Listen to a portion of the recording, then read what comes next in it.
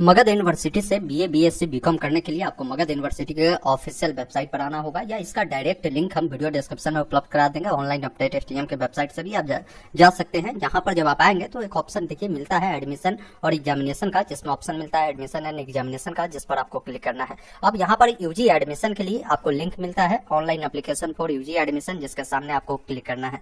जैसे ही यहाँ पर क्लिक करते हैं आपके सामने इंपॉर्टेंट नोटिफिकेशन आता है, जिसको आप अच्छे से पढ़ लेंगे और कंटिन्यू टू फॉर्म वाले विकल्प पर क्लिक करेंगे। अब ये जो फॉर्म है आपके 70 आप जानते होंगे 2024 से 28 होने वाले, इसके लिए जारी किया गया है।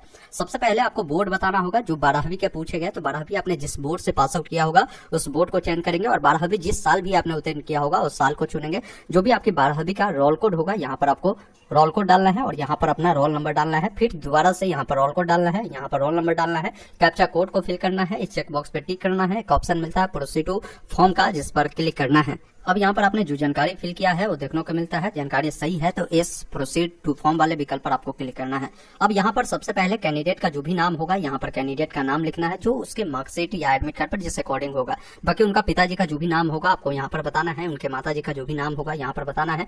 डेट ऑफ बर्थ जो भी होगा, कैलेंडर मिलता है, सबसे पहले जो भी साल होगा यहाँ से साल को आप बढ़ा घटा सकते हैं। जो महीना होगा उससे चुनेंगे, जो डेट होगा उससे आपको इस प्रकार चयन करना है। बाकी यहाँ पर आपको जेंडर बताना है, मेल है या फीमेल है वो आप यहाँ से चयन करेंगे। रिलीजन बतानी है, किस धर्म से आप बिलोंग करते हैं वो आप यहाँ पर लिखेंगे। उसके बाद कैटेगरी आपको बतानी है कि किस कैटेगरी से आप बिलोंग करते हैं। उसके बाद सब कैटेगरी आपसे पूछी गई है, तो सब कैटेगरी अगर आप में इसमें लागू हो रहा है तो बताइए, अन्यथा नॉट एप्लीकेबल बताएंगे। जैसे सब कैटेगरी में बहुत सारे हैंडीकैप कैंडिडेट होंगे तो फिजिकल हैंडीकैप भी आप चुन सकते हैं अगर है तो, नहीं तो आप यहाँ पर नॉट एप्लीकेबल बताएंगे। अगर आप माइनॉरिटी कम्युनिटी से बिलोंग करते हैं तो यस करें, अन्यथा नो वाले विकल्प पर आपको क्लिक करना है। नीचे आना है, जो भी आपका स्टेट होगा आप अपना स्टेट बताएंगे, जिस राज्य के आप निवासी होंगे। बाकी जो भी आपने निवास प्रमाण पत्र बनाया होगा, निवास प्रमाण पत्र की संख्या यहाँ पर डालेंगे और यहाँ पर आपको अपना आधार नंबर फिल करना है। यहाँ पर कॉन्टैक्ट डिटेल है, जिसमें आपका परमानेंट एड्रेस पूछा गया, मतलब जहाँ आपकी जन्म हुई होगी वो राज्य यहाँ से बताएंगे। जो भी आपका जिला होगा जिला आपको बताना है, और जो भी आपका एड्रेस होगा एड्रेस अपने अकॉर्डिंग बताएंगे। जैसे बहुत सारे कैंडिडेट ग्रामीण क्षेत्र से होते हैं तो आप यहाँ पर विलेज लिखेंगे, फिर कॉमा लगाकर पोस्ट ऑफिस, फिर कॉमा लगाकर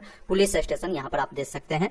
इस अनुसार आप दे सकते हैं जानकारी को। बाकी पिन कोड जो है आप बताएंगे, अपना मोबाइल नंबर डालेंगे, मोबाइल नंबर को दोबारा डालना है, और किसी का परमानेंट करस्पॉन्डेंस दोनों सामान्य है इस चेक बॉक्स पे टिक करेंगे। दोनों फिल होगा, अलग अलग है तो अलग अलग जानकारी को फिल करना है। करस्पॉन्डेंस एड्रेस का मतलब ये होता है कि अभी आप जहां रह रहे हैं, सपोज करिए आप सीतामढ़ी के रहने वाले हैं, फिलहाल अभी पटना में रहते हैं या गया में रहकर पढ़ाई करते हैं, तो आपको यहाँ पर करस्पॉन्डेंस वाले में गया वाला एड्रेस देना है, या आप चाहे तो परमानेंट एड्रेस को भी यहाँ दे देते हैं, उससे कोई दिक्कत नहीं है। नीचे में आपको ईमेल आईडी डालना है, उस ईमेल आईडी को दोबारा डालना है। फिर यहाँ पर एजुकेशनल डिटेल आपसे पूछी गई है, जिसमें यहाँ पर 10th की डिटेल पूछी गई है। तो सबसे पहले 10th आपने जिस साल भी उत्तीर्ण किया था वो पासिंग ईयर बताएंगे। जिस बोर्ड से भी आपने उत्तीर्ण किया था आप बोर्ड को चुनेंगे। जो भी आपका रोल कोड है आप यहाँ से क्या करेंगे, अपना रोल कोड डालेंगे, रोल नंबर जो है नीचे डालेंगे, और यहाँ पर बताना है कि कुल कितने का एग्जाम हुआ था, उसमें आपको कितने मिले हैं वो जानकारी आप यहाँ पर देंगे।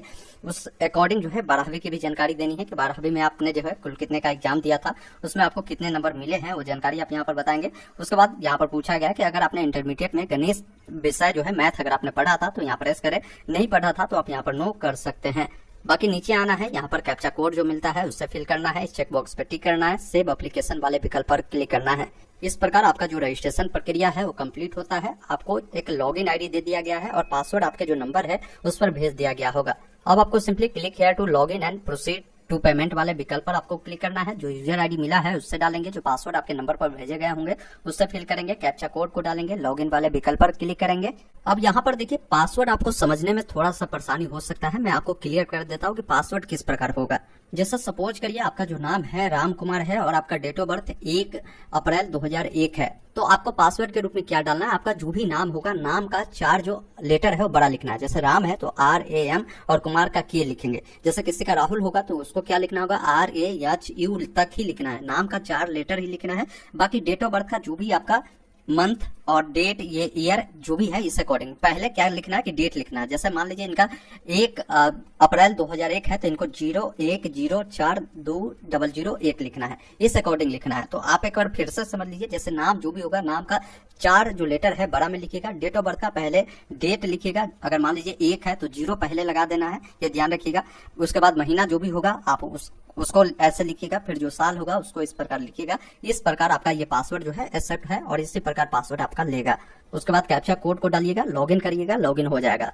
लॉगिन करते ही इस प्रकार का डैशबोर्ड आएगा, जिसमें आपने जो डिटेल डाला है वो प्रोफाइल वाले में होगा। आप चाहे तो इसमें कोई अपडेट करना है तो उस डिटेल को आप यहाँ से सुधार कर यहाँ से अपडेट कर सकते हैं। अपडेट नहीं करना है तो आपको इस वाले ऑप्शन पर आपको क्लिक करना है। लेकिन उससे पहले आपसे पूछ रहा है कि आप जो रहते हैं वो ग्रामीण क्षेत्र में है या शहरी में है। ग्रामीण में है तो रूरल, और शहरी में है तो अर्बन आपको चयन करना है। साथ ही साथ इनकम आपको बताना है कि आपका कितना है, मतलब आपके परिवार का। अगर हाई है मतलब अधिक है तो हाई बताए, अपर मिडिल है तो बताए, लोअर मिडिल है तो बताए, और कम है तो ये बताना है। तो आप अपने अकॉर्डिंग जो भी होगा आप यहाँ से ऑप्शन को चुनकर update profile and proceed to photo and signature वाले विकल्प पर क्लिक करना है। अब यहाँ पर आपको फोटो अपलोड करना है। फोटो जो होगा 150 KB से अधिक नहीं होना चाहिए, ये ध्यान रखिएगा। सिग्नेचर भी 150 KB से अधिक नहीं होना चाहिए। आपका हाई स्कूल का जो मार्कशीट है मतलब 10वीं का, उससे आपको 200 KB से अधिक में नहीं अपलोड करना है। इंटर का जो मार्कशीट है वो अपलोड करेंगे। आप कहेंगे सर इंटर का तो ओरिजिनल है नहीं, तो नेट वाला होगा आपके पास, उससे अपलोड कर दीजिए। माइग्रेशन है तो आप उससे अपलोड कर दीजिएगा। माइग्रेशन सर्टिफिकेट नंबर देना है और डेट देना नहीं है तो आप माइग्रेशन को छोड़ सकते हैं। बाकी आपका जो कैटेगरी सर्टिफिकेट है उसको अपलोड करना होगा। EWS से आते हैं तो EWS यहाँ पर लगाएंगे। जो आप पर लागू होगा, जिससे ये कैटेगरी बता रहा है कि इफ एप्लीकेबल, यदि आप पर लागू हो रहा है तो आप इससे जरूर दें। उसके बाद अपलोड फाइल एंड कंटिन्यू वाले विकल्प पर क्लिक करेंगे। उसके बाद यहाँ पर आपसे जो है 12वीं का स्ट्रीम पूछा गया है कि 12वीं आपने साइंस, आर्ट, कॉमर्स से पढ़ाई किया है या वोकेशनल सब्जेक्ट से, उससे चयन करेंगे। 12वीं में जो भी नंबर लाया होगा आपने वो देखने को मिलता है।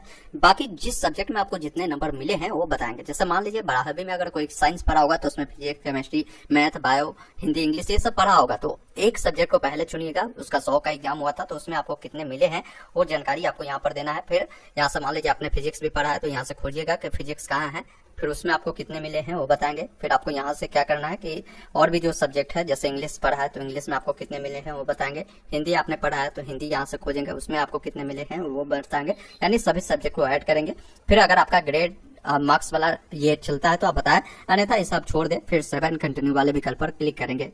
अब आपके सामने आपका जो क्वालिफिकेशन वाला डिटेल है खुलकर आता है। आप सिंपली सेव एंड कंटिन्यू वाले विकल्प पर क्लिक करेंगे। अब यहाँ पर कोर्स और कॉलेज का चयन करना होगा। इसका मतलब है कि आप जो भी कोर्स करना चाहते हैं वो बताएंगे।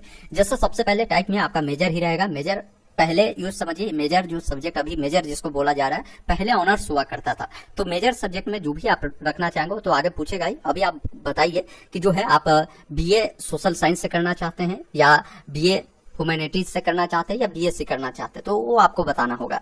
उसके बाद सब्जेक्ट आपको बताना है कि जो आपका सब्जेक्ट ग्रुप रहेगा वो क्या रहेगा, वो जानकारी आप यहाँ से देंगे। साथ ही साथ किस जिला वाला कॉलेज से आप चाहते हैं करना तो उस जिला को चयन करेंगे। कॉलेज आपको बताना है कि किस कॉलेज से चाहिए, उससे डालकर यहाँ से ऐड करेंगे, वो कॉलेज यहाँ पर ऐड हो जाएगा। इसी अकॉर्डिंग आप जितना भी कॉलेज देना चाहते हैं उस प्रकार कॉलेज को यहाँ से चयन कर यहाँ से ऐड करेंगे। कॉलेज सब आपका ऐड होता चला जाएगा, ये ध्यान रखिएगा।